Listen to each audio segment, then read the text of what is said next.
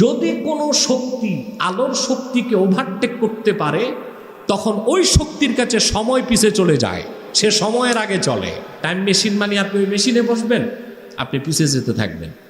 অর্থাৎ যার জন্ম হচ্ছে 10 বছর আগে, সে 71 সালে পৌঁছবে, স্বাধীনতার যুদ্ধ দেখবে, গোলাবারুদ দেখবে।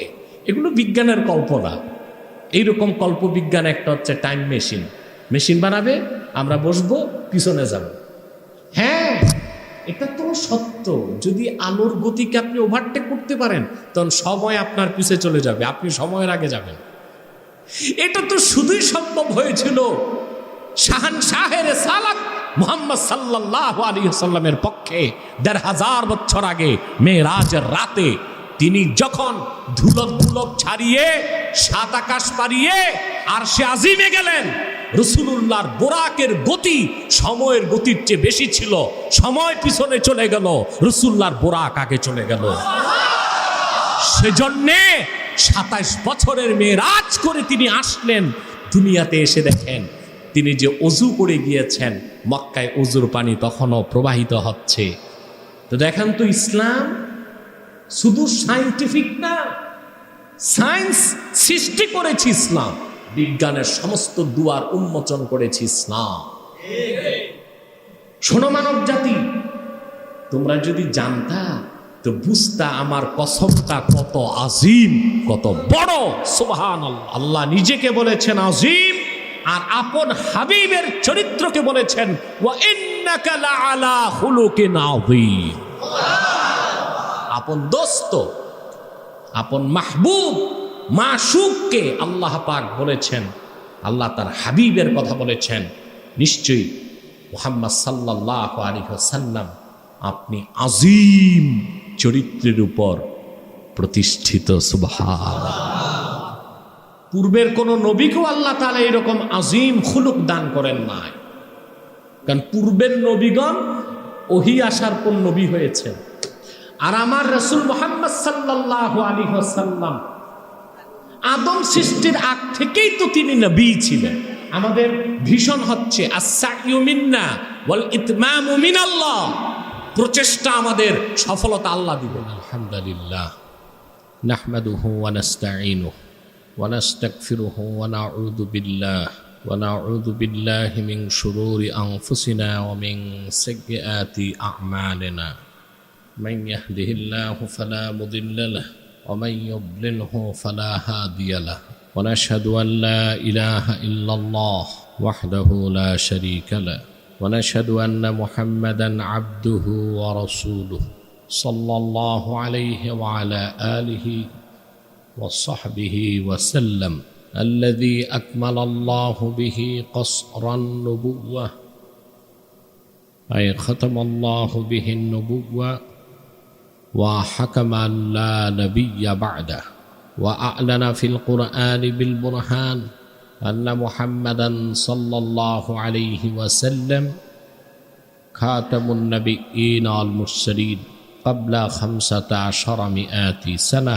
أما بعد، فأعوذ بالله من الشيطان الرجيم. بسم الله الرحمن الرحيم.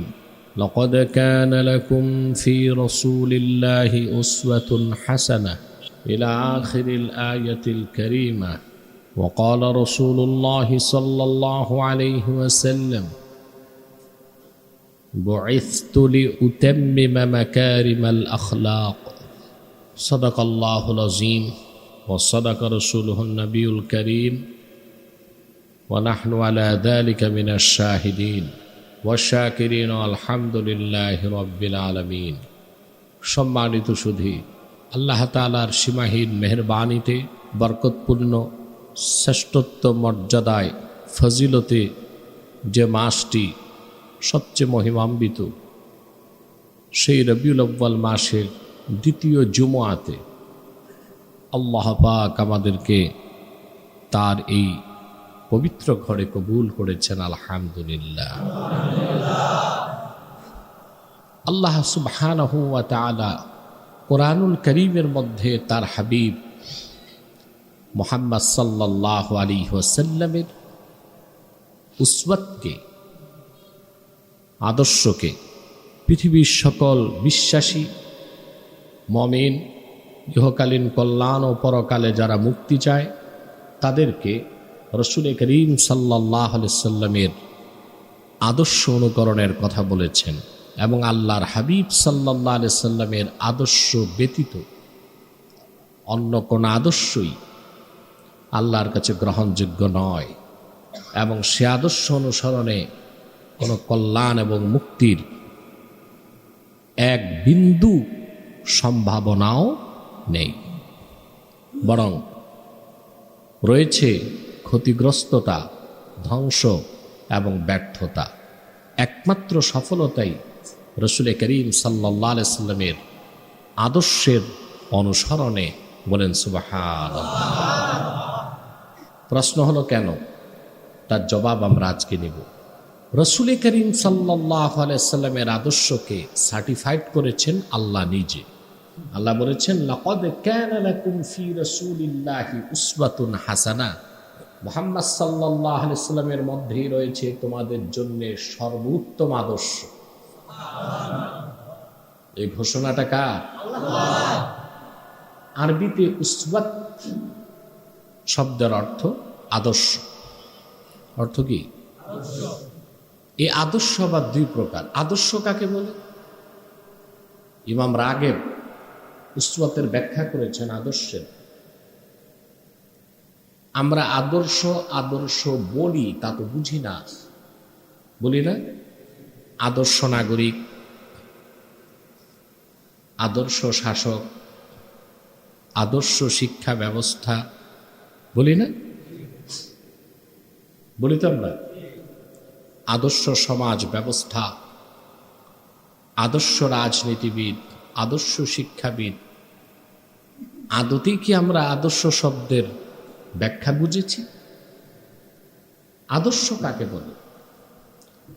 হিয়াল হালাতুল্লাতী ইয়াকুবু বিহান নাস।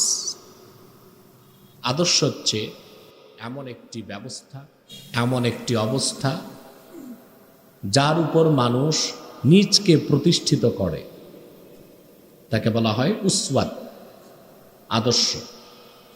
এটা আবার দুই প্রকার, উসওয়াতুন হাসানা আর একটা উসওয়াতুন সাইয়্যিআ।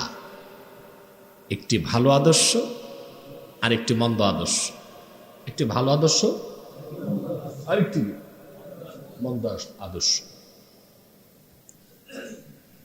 কাফের মুশরিক যারা ছিল ১,৫০০ বছর আগে, আবু জেহেল, আবু লাহাব, ওরাও তো আদর্শ অনুসরণ করত, বুঝেন না?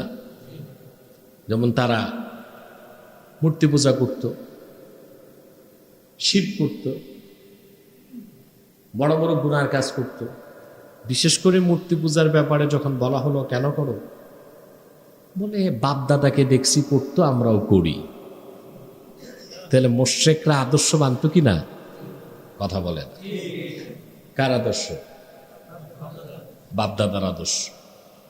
যে আমাদের বাপ দাদাদের দেখছি তারা লাত, মানাত, উজ্জা ৩৬০টা দেবদেবীকে সম্মান করত, শ্রদ্ধা করত, ইবাদত করত, আমরাও করি। তারা কেন করত জানি না, তারা করতেন, আমরাও করি। তাহলে জাহিলি যুগের মুশরিকরাও আদর্শ মানত। সেটা কি আদর্শ? মন্দ আদর্শ। সেটা কি? বর্তমান পৃথিবীতে মানুষ যখন বিজ্ঞান মনস্ক, চরম আধুনিক, তথাকথিত শিক্ষিত প্রগতিশীল দাবিদাররাও অযৌক্তিক কাজ করে যাচ্ছে এই আদর্শের অনুসরণে। বুঝেন না? দেখুন, পৃথিবীর একটি বিরাট জনগোষ্ঠী আদর্শ হিসেবে গ্রহণ করেছে কাদেরকে? Plato, Socrates, Pythagoras, Archimedes, Aristotle, George Washington, Albert Rasel,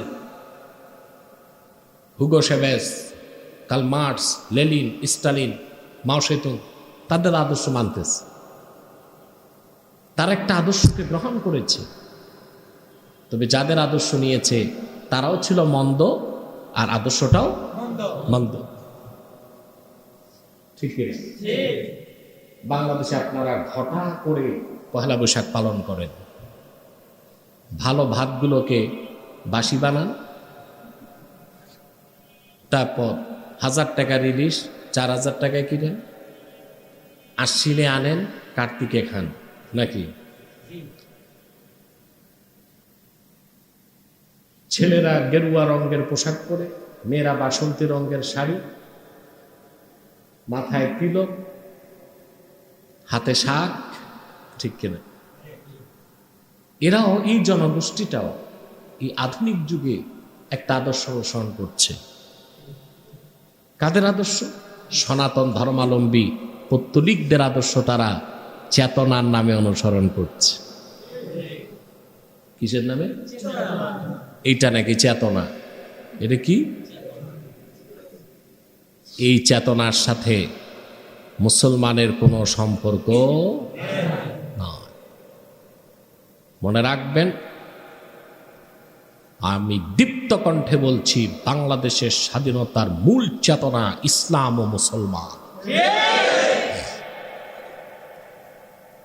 এই চেতনা থেকে যারাই সরবে আমরা তাদেরকে দেশের শত্রু মনে করি।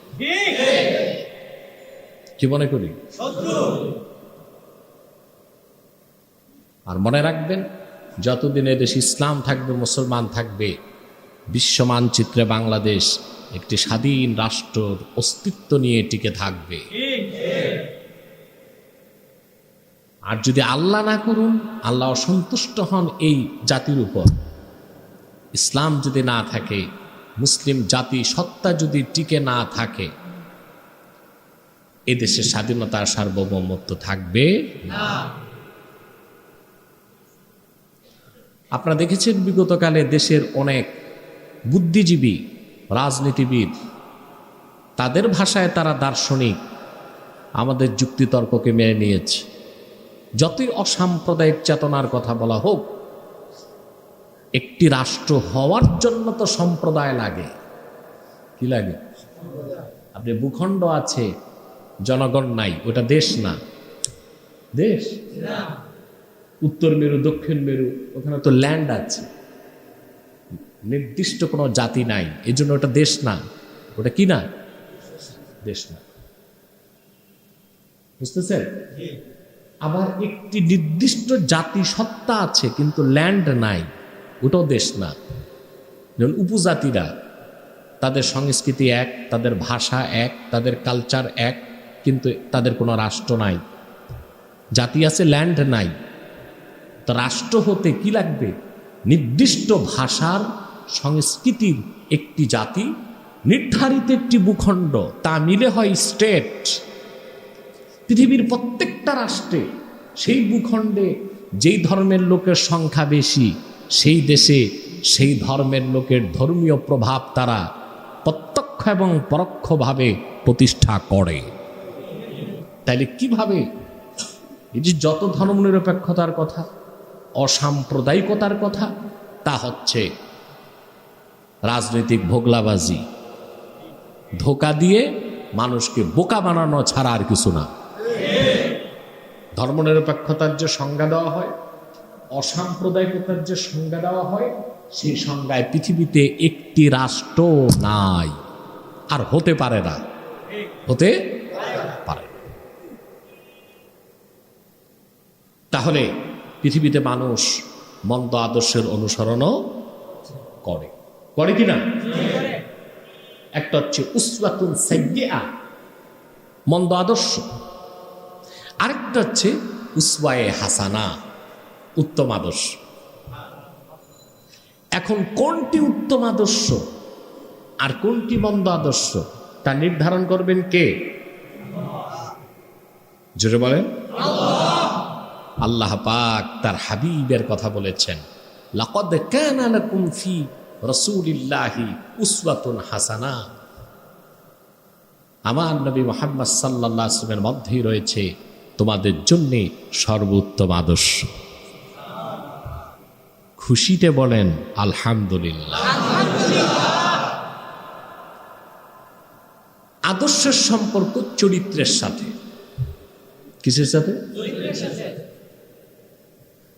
মানুষের দুটো দিক, একটি সুরাত আর একটি সিরাত। একটি তার বাহ্যিক গেট আউট, এটা সুরাত, এটা কি? আর একটি সিরাত, চরিত্র। সুরত দেখা যায়, সিরাত দেখা যায়। আল্লাহর কাছে সুরতের চেয়ে সিরতের দাম বেশি, ঠিক কিনা? সুরত থেকে হযরত বেলাল রাদিয়াল্লাহু তাআলা সাহাবা একরামের মধ্যে দেখতে তিনি কম সুন্দর ছিলেন, হাবশি গোলাম ছিলেন। তার ১৫০০ বছর আগে মূল্য ছিল বাজারে ৬ দিরহাম মাত্র। এই লোকটির ব্যাপারে আল্লাহ তাআলা সুবহানাল্লাহ, ইমাম মুনজিরি রওয়ায়াত করেন রাসূল করিম সাল্লাল্লাহু আলাইহি সাল্লাম মেরাজ শরীফ থেকে যখন ফিরে আসলেন, বেলালকে বললেন, বেলাল তুমি কি আমল করো? তিনি ভয় পেয়ে গেলেন, বললেন, কেন ইয়া রাসূলুল্লাহ সাল্লাল্লাহু আলাইহি সাল্লাম? আল্লাহর হাবিব বললেন, আমি মেরাজে যাওয়ার সময় সুবহানাল্লাহ জান্নাত থেকে তোমার পদধ্বনি শুনেছি। তিনি বলেছেন, আমি যখনই ওযু করি 2 রাকাত নামাজ না পড়ে মসজিদে বসি না, কারো সাথে কথাও বলি না। লোকটির মর্যাদা কত বেড়ে গেছে। বুখারী শরীফে এসেছে, হযরত ওমর রাদিয়াল্লাহু তাআলা আনহু বলেছেন, আবু বকরিন সাইয়্যিদুনা ফাআতাক সাইয়্যিদানা। কুরাইশ বংশের এত উচ্চ শিক্ষিত মানুষ হযরত ওমর, তিনি বলেছেন আমাদের এক নেতা আবু বকর, তিনি আজাদ করেছেন আর এক নেতা, আর তিনি হলেন বেলাল, একজন কুরাইশি। আমিরুল মুমিনিন হলেন যিনি পড়ে, যার ব্যাপারে আল্লাহ রাসূল সাল্লাল্লাহু আলাইহি ওয়াসাল্লাম বলেছেন, লিকুল্লি নাবিয়্যিন মুহাদ্দাস ও মুহাদ্দাসু উম্মতি ওমর ইবনুল খাত্তাব। প্রত্যেক নবীর সাথে একজন মুহাদ্দিস থাকত। মুহাদ্দাস, মুহাদ্দিস না, মুহাদ্দাস, যার কথার পক্ষে ওহী নাজিল হতো। আমার উম্মতের মুহাদ্দাস হলো ওমর, যার সমর্থনে 1টি 2টি নয় 22 বার ওহী নাজিল হয়েছে। সেই হযরত ওমর হযরত বেলালকে নেতা বলে মেনে নিলেন। সুবহানাল্লাহ। হযরত বেলালের সুরাত খুব সুন্দর ছিল না, সিরাত ছিল খুবই সুন্দর। আদর্শের সম্পর্ক চরিত্রের সাথে। কিসের সাথে? এখন আসেন, রাসূলুল্লাহর আদর্শ সবচেয়ে উত্তম কেন? কারণ আমি আগেই বলেছি, যার চরিত্র যত উন্নত, যার চরিত্র যত ভালো, তার আদর্শ তত উন্নত, তত ভালো, তত সুন্দর। রাসূল করিম সাল্লাল্লাহু আলাইহি ওয়াসাল্লামের চরিত্রের ব্যাপারে আল্লাহ পাক কি বলেছেন? ওয়া ইন্নাকা লাআলা খুলুকিন আযীম। কোনো সন্দেহ নাই, মুহাম্মদ সাল্লাল্লাহু আলাইহি ওয়াসাল্লাম আপনি সুমহান চরিত্রের উপর অধিষ্ঠিত আছে। রাসূল করিম সাল্লাল্লাহু আলাইহি ওয়াসাল্লামের চরিত্রকে আল্লাহ পাক আযীম বলেছেন। কি বলেছেন? আযীম।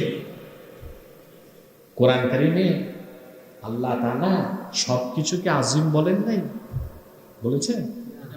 আরবিতে বড় জিনিসকে বলা হয় কাবীর। কি বলা হয়? কাবীর। আরেকটু বড় হলে বলা হয় আকবার। আর এত বড় জিনিস,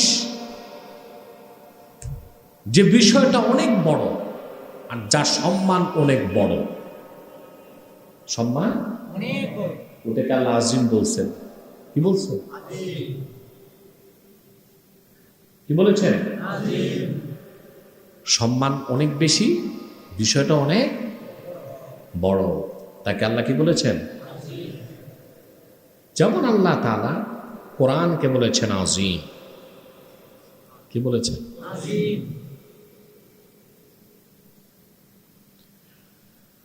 কোরআনকে আল্লাহ আযীম বলেছেন কেন? কোরআন কারীমের ব্যাখ্যা এত ব্যাপক, পৃথিবীর সমুদ্রগুলোর পানি কালি হয় আর বৃক্ষগুলো থেকে কলম হয়, আর অনন্তকাল যদি কোরআনের ব্যাখ্যা লেখা হয় শেষ করা যাবে না। এই জন্য আল্লাহ কোরআনকে বলেছেন আযীম। কি বলেছেন? কোরআন কারীমের ব্যাখ্যা কত ব্যাপক। ইমাম ফখরুদ্দিন রাজি সূরা ফাতিহার তাফসীর করতে যে ইয়্যাকা না'বুদু, দুইটা শব্দ একটা আয়াত, আপনারা তো জানেন। এই আয়াতের ব্যাখ্যা লিখতে যে তার কলম বন্ধ হয়ে গেছে। ব্যাপক ব্যাখ্যার পর তিনি লিখে দিয়েছেন কোরআন কারীমের এই একটি আয়াত কা বাহরিন লা সাহেলা লাহু। এই ইয়্যাকা না'বুদু, এই একটি আয়াতের ব্যাখ্যা এক মহা সমুদ্রের মতো, ব্যাখ্যা করে পার হবার মতো মুফাসসির নামের কোন নাবিক আল্লাহর আকাশের নিচে জন্ম নেয় নাই। কয়টি আয়াতের ব্যাখ্যা? ইয়্যাকা না'বুদু। তিনি লিখেন এই একটি আয়াতের সাথে কি পড়ে, এই একটি আয়াতের সাথে 10,000 বিষয় সংশ্লিষ্ট আছে। তিনি বলেন কেউ যদি এই ইয়্যাকা না'বুদু একটি আয়াতের ব্যাখ্যা লিখে শেষ করতে চায়, তাকে অন্তত 10,000 খণ্ডে কিতাব লিখতে হবে। কয়টি আয়াতের ব্যাখ্যা? এই জন্য আল্লাহ পাক কোরআনকে বলেছেন আযীম। কি বলেছেন? আল্লাহ তাআলা তার আরশকে বলেছেন আযীম। কি বলেছেন? কেন?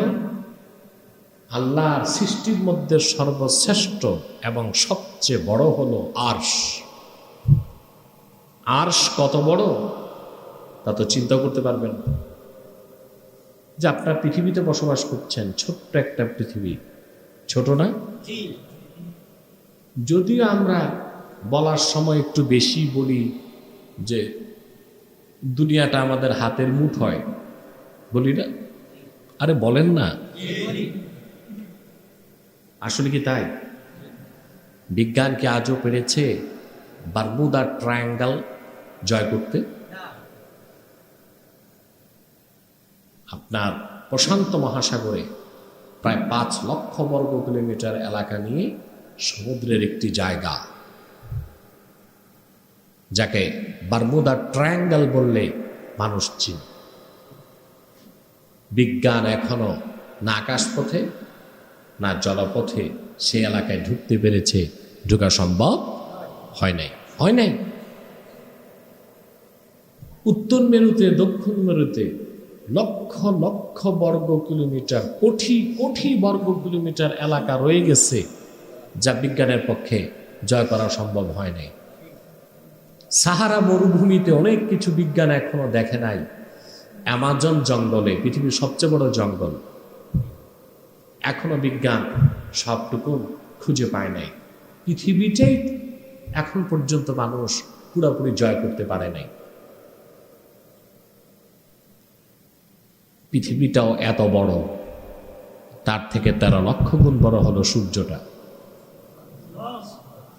সূর্যের মতো, অন্তত সূর্যটা পৃথিবী থেকে 13 লক্ষ গুণ বড়। সূর্যের মতো মিলিয়ন মিলিয়ন বিলিয়ন বিলিয়ন নক্ষত্র আল্লাহ তাআলা একটি গ্যালাক্সির মধ্যে রেখে দিয়েছে। আমাদের যে গ্যালাক্সিতে আমরা আছি, পৃথিবী, এটা মিল্কি ওয়ে। কোন গ্যালাক্সি? এই গ্যালাক্সিতে আছে বিলিয়ন বিলিয়ন নক্ষত্র, তা সূর্যের চেয়ে বড়। তার মধ্যে একটা হচ্ছে সূর্য। সূর্যের পরিবারের একজন সদস্য আমরা পৃথিবী।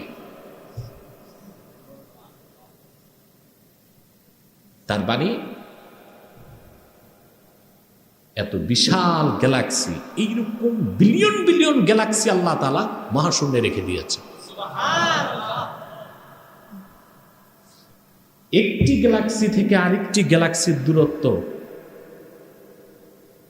কয়েক বিলিয়ন আলোক বর্ষ দূরে। মাঝখানের জায়গাটাকে বলা হয় ব্ল্যাক হোল, কৃষ্ণ গহ্বর। বহুত বলি আমরা যুব সমাজকে, আল্লাহর কোরআন একটু মনোযোগ দিয়ে পড়ো। আলহামদুলিল্লাহ, আমার নবী মুহাম্মদ সাল্লাল্লাহু আলাইহি সাল্লামের সদকায় আমি কোরআন কারীম যখনই পড়ি মনোযোগ দিয়ে পড়ি। আল্লাহ তাআলা কোরআন কারীমে সূরা ওয়াকিয়াতে বলেছেন, সূরা ওয়াকিয়া তো আমি বাল্যকাল থেকে পড়ি, কিন্তু আগে তো বুঝতাম না, শুধু পড়তাম। আল্লাহর তৌফিকে এখন যখন বুঝি, যত পড়ি তত অবাক হই। এই সূরা ওয়াকিয়াতে এক জায়গায় আল্লাহ তাআলা বলেছেন, ফালা উকসিমু বিমাওয়াকিন নুজুম ওয়া ইন্নাহু লাকাসামুল লাউ তা'লামুনা আযীম। সূরা ওয়াকিয়াতে আল্লাহ বলেন, এবং আমি কসম করি, শপথ করি তারকা পতিত হবার স্থানের। শোনো মানব জাতি, তোমরা যদি জানতা তো বুঝতা আমার কসমটা কত আজিম, কত বড়। সুবহানাল্লাহ। এখন এখানে এসে আমি থেমে গেছি। কোরআন কারীমে এত কসম করলেন, তিনি কোনো কসমকে আজিম বলেন নাই। আর তারকা পতিত হবার স্থানের কসমকে তিনি আজিম বলেছেন কেন?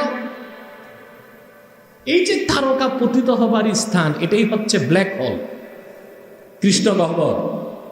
এবং বিজ্ঞান এখন বলতেছে যে কৃষ্ণ গহ্বরে, ব্ল্যাক হোলে যখন নক্ষত্র চলে আসে তখন সেটা ব্ল্যাক হোল চুষে ফেলে।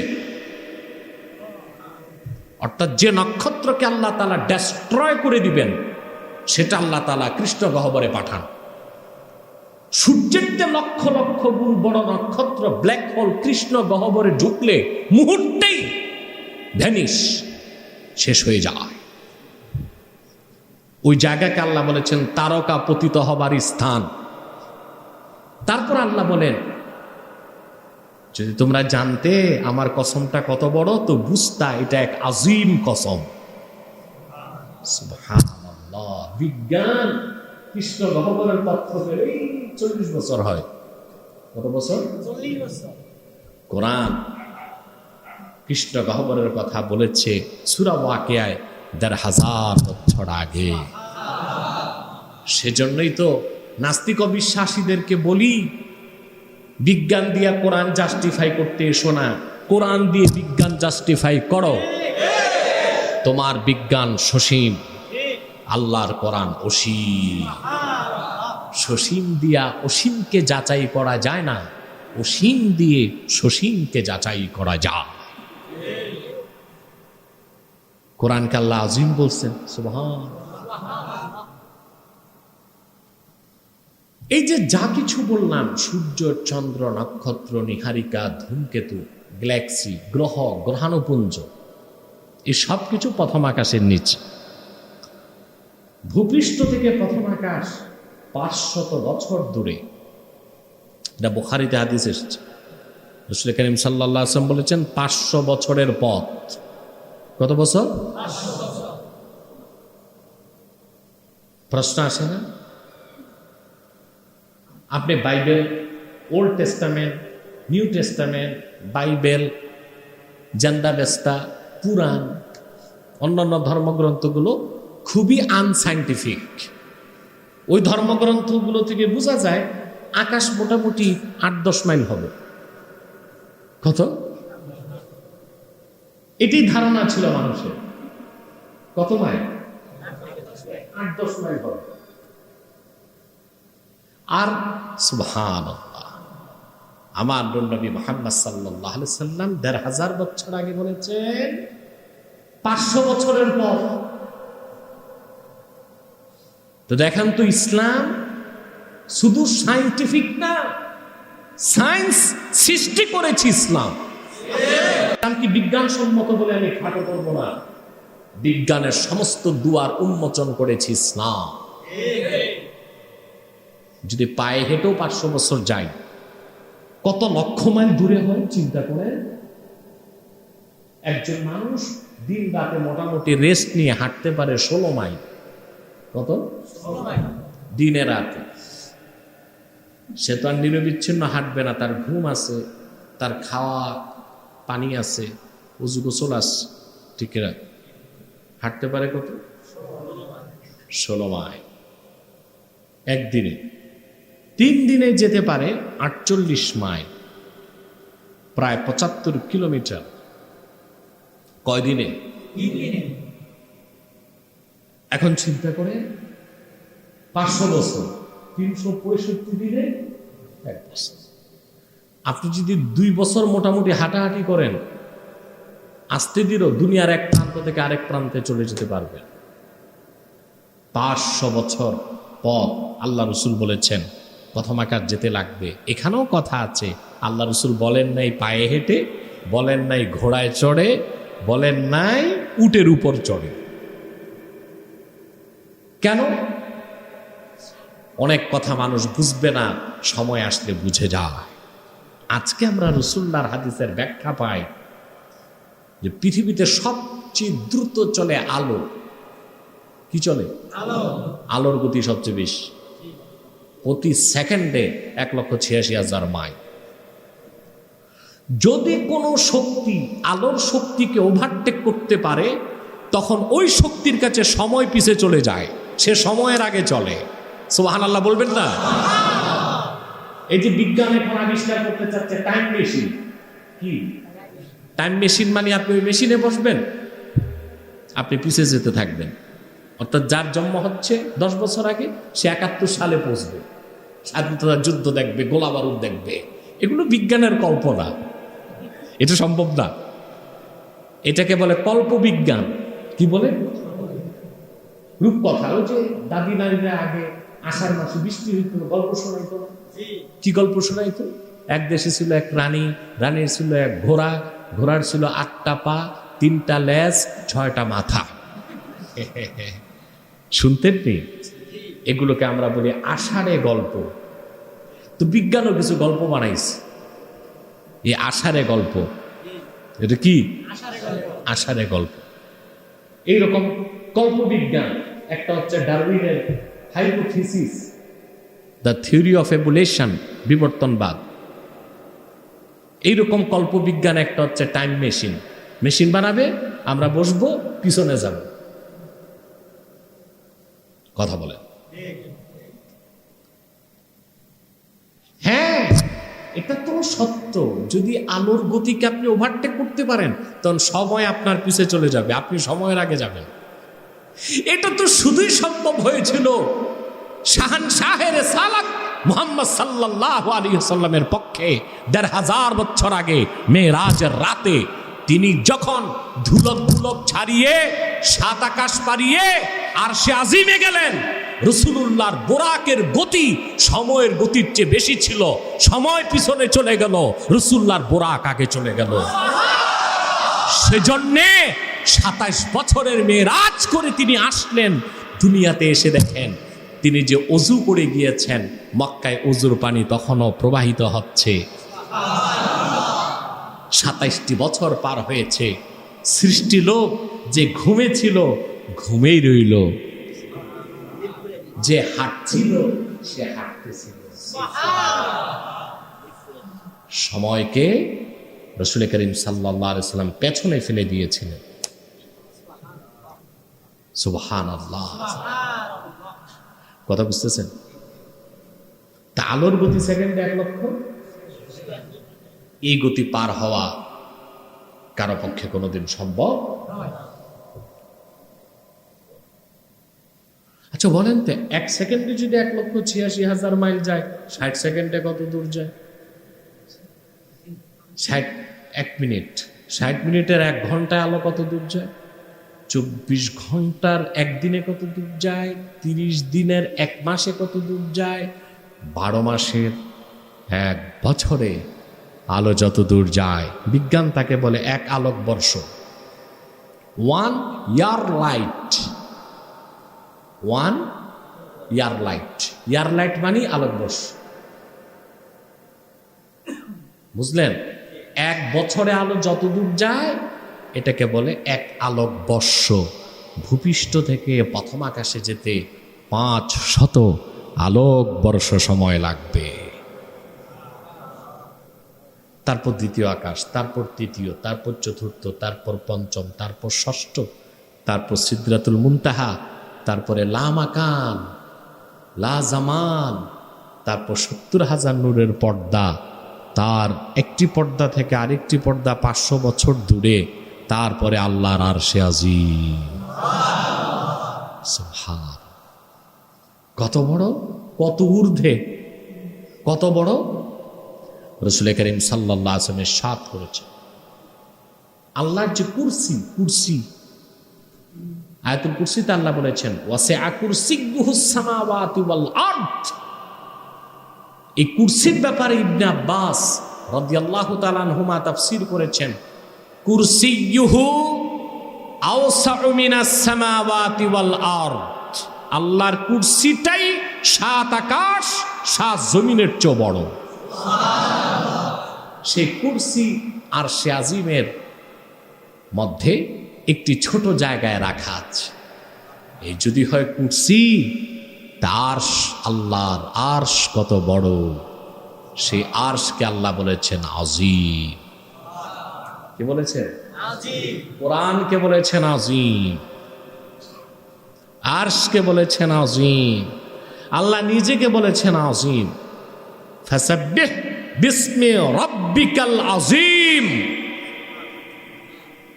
আল্লাহ নিজেকে বলেছেন আজিম, আর আপন হাবিবের চরিত্রকে বলেছেন ওয়া ইন্নাকা লাআলা খুলুকিন আযীম। আপন দোস্ত, আপন মাহবুব, মাশুককে আল্লাহ পাক বলেছেন, আল্লাহ তার হাবিবের কথা বলেছেন, নিশ্চয়ই মুহাম্মদ সাল্লাল্লাহু আলাইহি ওয়াসাল্লাম আপনি আজিম চরিত্রের উপর প্রতিষ্ঠিত। সুবহানাল্লাহ। যদি রাসূলুল্লাহর চরিত্র হয় আজিম, তো রাসূলুল্লাহর উসওয়াত বা আদর্শটাও আজিম। আমি আগেই বলেছি, আদর্শের সম্পর্ক চরিত্রের সাথে। কিসের সাথে? আদর্শের সম্পর্ক। আর রাসূলুল্লাহর আদর্শকে আল্লাহ বলেছেন আজিম, রাসূলুল্লাহর চরিত্রকে আল্লাহ বলেছেন আজিম, তাহলে আদর্শটাও আজিম এবং সর্বোত্তম। দ্বিতীয় যে সূক্ষ্ম বিষয়,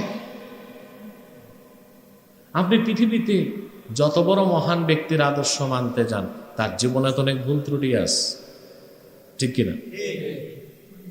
আপনি একটা মানুষের জীবনে আমাকে দেখান যার আদর্শ মানবেন, যে লোকটার চরিত্রের সমস্যা ছিল না। শেক্সপিয়ার 19 বছর বয়সে হরিণ চুরির অপরাধে দণ্ডিত হয়েছে। শেক্সপিয়ার, ইংরেজরা তার আদর্শ মান, ঠিক কিনা? যত বড় মনীষী দার্শনিক বলেন, তার জীবনে সমস্যা ঘটছে চারিত্রিক। চরিত্রের দিক দিয়ে 100% সার্টিফাইড করতে পারবেন না। চরিত্র ভালো পেলেও তার অন্যান্য বৈশিষ্ট্যের মধ্যে সমস্যা হয়তো বা ছিল, ঠিক না? যত মহান ব্যক্তি বলেন, যত মহান ওলি বলেন, কিন্তু আল্লাহর হাবিব সাল্লাল্লাহু আলাইহি ওয়াসাল্লাম, সুবহানাল্লাহ, ওনার সুমহান চরিত্রে প্রতিটি কাজ ছিল মহান আল্লাহ তাআলার নির্দেশিত পথে নির্দেশিত মতে। সুবহানাল্লাহ। রাসূল করিম সাল্লাল্লাহু আলাইহি সাল্লামের এত উত্তম উন্নত চরিত্র আল্লাহ নিজ হাতে সাজায় দিয়েছিলেন।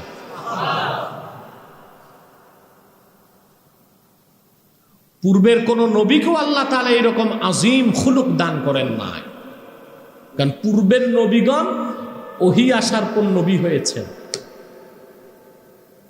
আর আমার রাসূল মুহাম্মদ সাল্লাল্লাহু আলাইহি ওয়াসাল্লাম আদম সৃষ্টির আগ থেকেই তো তিনি নবী ছিলেন। আমাদের দেশে যে ভণ্ড কিছু সালাফি দাবি করে আহলে হাদিস, সালাফি সালাফি, এগুলোরে আমি বলি আহলে খবিস। এরা প্রচার করে বেড়ায় যে আল্লাহ রাসূল সাল্লাল্লাহু আলাইহি ওয়াসাল্লাম কোরআন নাজিলের পর 23 বছর যা কিছু বলছেন করেছেন ওইটা আমাদের আদর্শ। কোরআন নাজিলের আগের 40 বছরের কোনো কাজ আমাদের আদর্শ নয়। এটা কি মুসলমানের কথা? এরা জিন্দিক। এরা কি? এরাও এক প্রকারের নাস্তিক। এক প্রকারের নাস্তিক। নাস্তিকের কিছু টাইপ আছে। একটা হচ্ছে একদম কোরআন হাদিস পরকাল বিশ্বাস করে না, এটা তো নাস্তিক। আরেকটা আছে কোরআন হাদিস বিশ্বাস করে একটু একটু সন্দেহ আছে, এরা সংশয়বাদী। এরা কি? সংশয়। আরেক দল আছে সন্দেহ নাই, তুমি মানতে পারে না, মানতে পারে না। এরাও একরকম নাস্তিক, জিন্দিক। রাসূল করিম সাল্লাল্লাহু আলাইহি ওয়াসাল্লামের হাদিস ইরবাজ বিন সারিয়া বর্ণনা করেছেন। وعن الإرباز بن سارية رضي الله تعالى عنه أنه قال سمعت رسول الله صلى الله عليه وسلم يقول إني عبد الله وخاتم النبيين وإن آدم لمنجدل في طينته। ইরবাজ বিন সারিয়া বলেন, আমি নিজ কানে আল্লাহ রাসূল মুহাম্মদ সাল্লাল্লাহু আলাইহি ওয়াসাল্লামের নূরময় জবানে শুনেছি, তিনি বলেছেন, আমি মুহাম্মদ আল্লাহর বান্দা এবং রাসূল। আমি মুহাম্মদ আল্লাহর বান্দা এবং সর্বশেষ নবী তখন থেকে আদমের দেহ যখন মাটিতে ছিল। আদমের সৃষ্টি করা হয় নাই। তিরমিজি, আবু দাউদ, নাসাইর হাদিস। এক ব্যক্তি সাহাবী এসে প্রশ্ন করলেন, মাতা কুনতা নাবিয়্যা, আপনি কখন থেকে নবী? আল্লাহ রাসূল সাল্লাল্লাহু আলাইহি ওয়াসাল্লাম জবাব দিয়েছেন, কুনতু নাবিয়্যা ওয়া আদামু বাইনার রূহি ওয়াল জাসাদ। আদম নামে কোনো মানুষই আল্লাহ তৈরি করেন নাই যখন আদমের একটা অংশ ছিল মাটি আর একটা অংশ ছিল রূহ, তখন থেকে আমি মুহাম্মদ আল্লাহর কাছে নবী।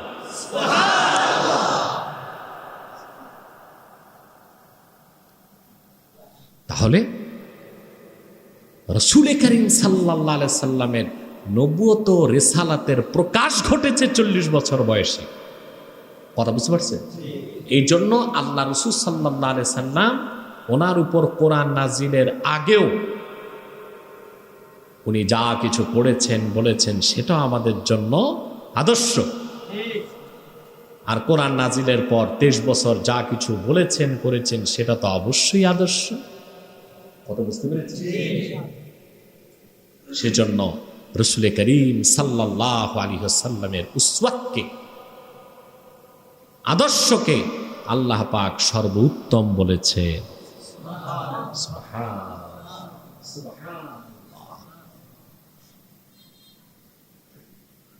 আল্লাহর হাবিব মুহাম্মদ সাল্লাল্লাহু আলাইহি ওয়াসাল্লাম ১৫০০ বছর আগে, কোরআন নাজিলের আগে আল্লাহর ইবাদত করতেন। সুবহানাল্লাহ। কোরআন নাজিলের পর সে ইবাদতকে আল্লাহ তাআলা ইবাদত বলে স্বীকৃতি দিয়েছেন। হ্যাঁ,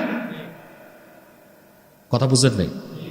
সরাসরি কোরআন নাজিলের আগে রাসূল করিম সাল্লাল্লাহু আলাইহি ওয়াসাল্লাম ইবাদত করতেন, সেটাকে আল্লাহ ইবাদত বলছেন। সেই বুখারীতে এসেছে, তাআব্বুদুল লায়ালি যাওয়াতিল আদাদ। সরাসরি কোরআন নাজিলের আগে 6 মাস রাসূল করিম সাল্লাল্লাহু আলাইহি ওয়াসাল্লাম গারে হেরাতে আল্লাহ তাআলার ইবাদত করেছেন ক্রমাগত কয়েক রাত। তারপর একটু হযরত খাদিজার কাছে আসতেন, আবার চলে যেতেন গারে হেরাতে।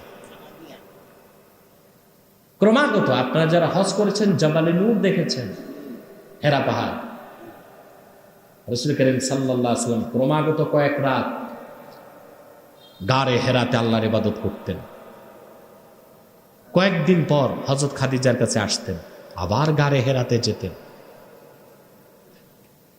তখন তো কোরআন নাযিল হয় নাই, কিভাবে ইবাদত করতেন?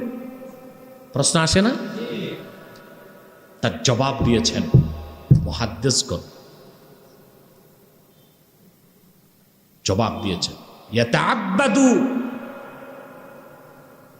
বিমা ইউলকা ইলাইহি মিন নূরিল মারিফা। রাসূল করিম সাল্লাল্লাহু আলাইহি সাল্লামের কাছে সরাসরি কোরআন আসার আগেও কিভাবে তিনি ইবাদত করবেন, কিভাবে আল্লাহর ইবাদত করবেন, মুহাম্মদ সাল্লাল্লাহু আলাইহি ওয়াসাল্লাম কিভাবে কথা বলবেন, কিভাবে চলবেন, আল্লাহর মারিফতের নূরের মাধ্যমে আল্লাহ তাআলা নির্দেশ করেই যেতেন সরাসরি কোরআন নাজিলের আগেও।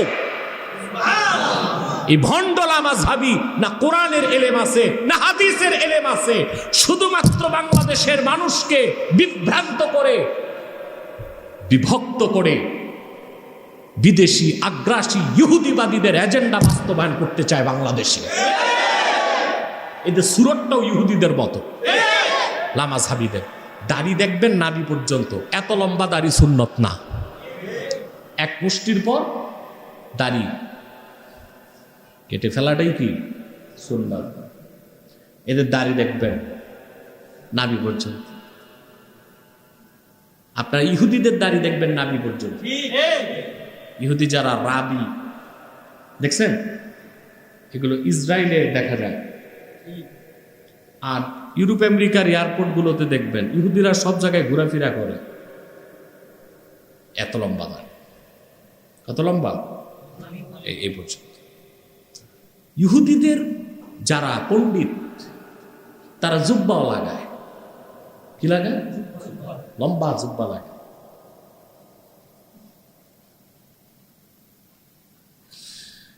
এসব ভণ্ডলা মাযহাবীরা যেসব কথা বলছে এখন, আমাদের সন্দেহ হয় এখন আসলে তারা মুসলমান কিনা। কারণ মুসলমানের মুখে এরকম কথা তো আসতে পারে না, পারে? বাংলাদেশে শিরকের বিরুদ্ধে, কুফরির বিরুদ্ধে তাদের কোনো বক্তব্য নাই। কালামুল্লাহ শরীফ কোরআন মাজিদকে সাথে বেয়াদবি করা হয়, তাদের কোনো বক্তব্য আমরা শুনি নাই। শুনেছি হিন্দুদের সমবেদনা লামাযহাবী শেখরা জানিয়েছে, কিন্তু নিরীহ মুসলমান যারা শহীদ হয়ে গেছে তাদের জন্য একটু দোয়াও করে নাই। বাংলাদেশ থেকে ইসলামকে সরিয়ে দেওয়া হবে কথা বলা হয়, তাদের মুখে আমরা প্রতিবাদের কোনো শব্দ শুনি নাই। তো তোমরা কাদের এজেন্ডা বাস্তবায়ন করো? জানি আমরা পয়সা আসে তেল আবিব থেকে, লন্ডন থেকে, ফ্রান্স থেকে, মধুর সাথে বিষ মিশায়া বাংলার মুসলমানকে ঈমান হারার করার চক্রান্ত তোমরা হাতে নিয়েছো লামাযহাবীরা। তাহরিকে খাতমে নবুওয়াত বাংলাদেশ যতদিন বাংলাদেশে আছে তোমাদের এজেন্ডা বাস্তবায়ন হতে দিবে না ইনশাআল্লাহ। মুহাম্মদ সাল্লাল্লাহু আলাইহি সাল্লামের প্রকৃত আশিক উম্মত যতদিন বাংলাদেশে আছে তোমাদের এজেন্ডা বাস্তবায়ন হতে দেওয়া হবে না। তাদের কথাগুলো এখন সীমা লঙ্ঘন করছে, যখন তখন সাহাবায়ে কেরামের সমালোচনা করছে, আউলিয়ায়ে কেরামকে গালিগালাজ করতেছে। মাযহাবের ইমাম আযম আবু হানিফা এরকম 10,000 মাযহাবী মৌলবী সুপারগুলো দিয়া গাঁঠা বানায় এক পাল্লায় দিলে আমার আবু হানিফার একটা জুতার সমান ওজন হবে না। সমালোচনা করে আবু হানিফার, শুনেন না? আল্লাহ তাআলা এদের ফিতনা থেকে বাংলাদেশকে রক্ষা করুন, বলুন আল্লাহুম্মা আমিন। অতএব আমি আপনাদেরকে আজকের এই পবিত্র জুমার দিনে নসিহত আমার আপনাদের কাছে, জীবনে আর যাই করেন ঈমান নষ্ট করবেন না। ঈমান শিরক কুফর থেকে বাঁচবেন। আমাদের আন্দোলনটাই শিরক বিরোধী, কুফর বিরোধী, এবং ৭২ বাতিল ফেরকার বিরুদ্ধে আমাদের আন্দোলন। আলহামদুলিল্লাহ বলো। আমাদের কনসেপ্ট, আমাদের ভিশন হচ্ছে আস-সাইয়ু মিন্না ওয়াল ইতমামু মিনাল্লাহ। প্রচেষ্টা আমাদের, সফলতা আল্লাহ দিবেন। কেউ যদি কাজ করতে যেয়ে বেঁচে থাকতেই সফলতা চায়, এটাও তার ইখলাস বিরোধী কাজ। আস-সাইয়ু মিন্না ওয়াল ইতমামু মিনাল্লাহ। প্রচেষ্টা আমাদের, সফলতা কে দিবে? এই বিশ্বাস আছে? আছে? আল্লাহ কবুল করুন, আল্লাহ মঞ্জুর করুন। অতএব সকল শিরক কুফর বর্জন করতে হবে। মানব রচিত তন্ত্রমন্ত্র মতবাদ আর পৃথিবীর দার্শনিকদের সকল মতাদর্শকে ঝেড়ে ফেলে দিতে হবে। একমাত্র কোরআন সুন্নাহর অনুসরণ করতে হবে। আর নূর নবী মুহাম্মদ সাল্লাল্লাহু আলাইহি ওয়াসাল্লাম ১৫০০ বছর আগে যে সুমহান আদর্শ বিশ্ববাসীর জন্য রেখে গিয়েছেন, যা ধারণ করেছে কোরআন হাদিস, আল্লাহর হাবিব নূর নবী মুহাম্মদ সাল্লাল্লাহু আলাইহি ওয়াসাল্লামের উম্মত হিসেবে আল্লাহর হাবিব নূর নবী মুহাম্মদ সাল্লাল্লাহু আলাইহি ওয়াসাল্লাম ১৫০০ বছর আগে যে উসওয়ায়ে হাসানা রেখে গিয়েছেন, আমরা শেষ নিঃশ্বাস থেকে রাগ পর্যন্ত সে আদর্শের অনুসরণ করে যাব ইনশাআল্লাহ। এই শপথ আমরা নিতে পারি, এই প্রত্যয় আমরা নিতে পারি। গুরুত্বপূর্ণ যে আলোচনা রয়ে গেল উসওয়াত আর সুন্নতের পার্থক্য, এটাও আল্লাহ যে তৌফিক দেন আগামী জুমাতে আমরা শুনবো ইনশাআল্লাহ। উসওয়াত আদর্শ, সুন্নাত নীতি, এর ব্যাপক ব্যাখ্যা ইনশাআল্লাহ হবে। কারণ আমাদের দেশে যেমন এই বাতিলপন্থী লামাজহাবি নজদি আছে, ঠিক সেভাবে সুন্নত বিরোধী কাজ করে কিছু বেদাতি আছে। তারা আবার নিজেদেরকে সুন্নি দাবি করে। তারা কিরকম সুন্নি? ফরমালিন যুক্ত সুন্নি। সেই বেদাতিদেরকেও চিনতে হবে আমাদেরকে, ঠিক কিনা বলে? ওয়াখির দাওয়ানা আলহামদুলিল্লাহি রাব্বিল আলামিন। ওয়াসসালামু আলাইকুম ওয়া রাহমাতুল্লাহি তাআলা ওয়া বারাকাতুহু।